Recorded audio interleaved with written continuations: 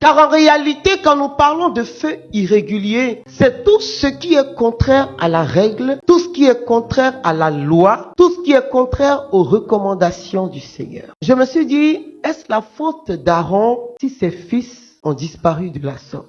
Parce que quand même, Aaron était un homme avisé. On peut dire, les enfants ne savent pas, mais le Père sait. Puisque depuis le livre d'Exode, lorsque Dieu apparaît à Moïse en Exode 3, verset 2, à travers ce buisson, il y a une crainte qui naît dans le cœur de Moïse. Cette crainte qui est due au fait que premièrement, Moïse avait déjà fait des dégâts en Égypte et il savait qu'en retournant en Égypte, sa tête était mise à prix et que Pharaon n'allait pas le rater. Il y avait la peur de Pharaon, la peur de ce passé qu'il pensait avoir déjà tourné. Il préférait 1000 fois vivre comme un émigré, comme un fugitif, que d'avoir à affronter Pharaon. Et voilà que Dieu, dans sa souveraineté, le rattrape et lui dit, retourne en Égypte. Il a commencé à chercher des arguments fallacieux. Il a dit à Dieu, moi je ne sais pas parler. Comme il vous arrive de temps en temps quand on vous dit, c'est toi qui prêches. Est-ce que moi-même je sais parler? Je ne peux pas parler devant le peuple de Dieu. Ce sont ces arguments-là que nous utilisons quand Dieu nous appelle, quand il nous convoque. La première réaction que nous avons, ce sont les arguments pour ne pas partir. Parce qu'en réalité, si tu n'es pas fou, tu sais qui t'a appelé. Et tu sais que lui, on ne joue pas avec lui. Ensuite, tu sais qu'il y a des personnes avisées, plus avisées que toi qui prêchent dans une onction puissante.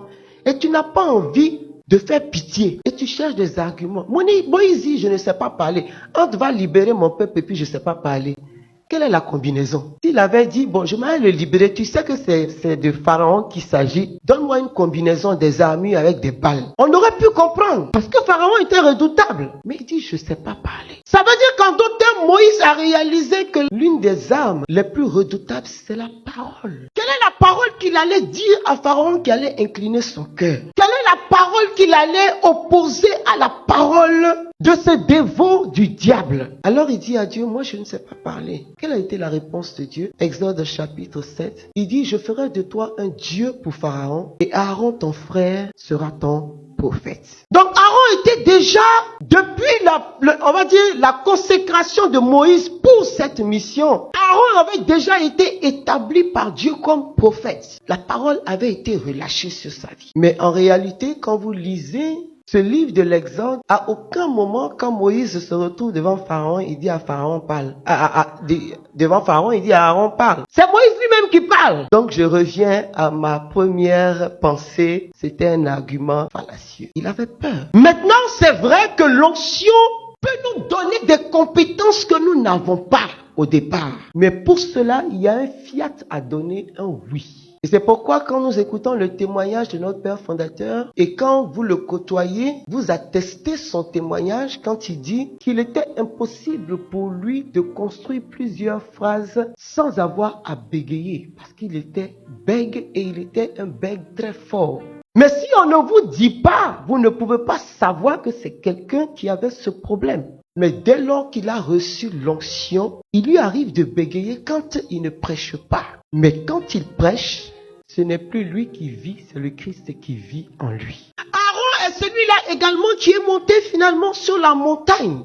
Le jour où le peuple d'Israël a commencé à adorer de faux dieux parce qu'ils étaient exaspérés par la longueur de la marche. Ce même Aaron établi pour ramasser le corps de ses fils, ses enfants de chair et de sang, avec interdiction de les pleurer et de les enterrer. Ça, c'est une fin terrible pour un père. Mais dans ma réflexion, je me suis dit, il y a un danger, car quand je regarde la consécration véritable d'Aaron, en tant que prêtre ainsi que ses fils, a été fait le même jour. Moïse a d'abord consacré Aaron. Ensuite, Moïse a consacré Nadab et son frère. Et le Saint-Esprit me dit, l'erreur que nous faisons très souvent, c'est pas parce que la même main qui a oint ton père est celui qui t'a oint que tu penses avoir acquis beaucoup plus de sagesse et d'expérience que ton père.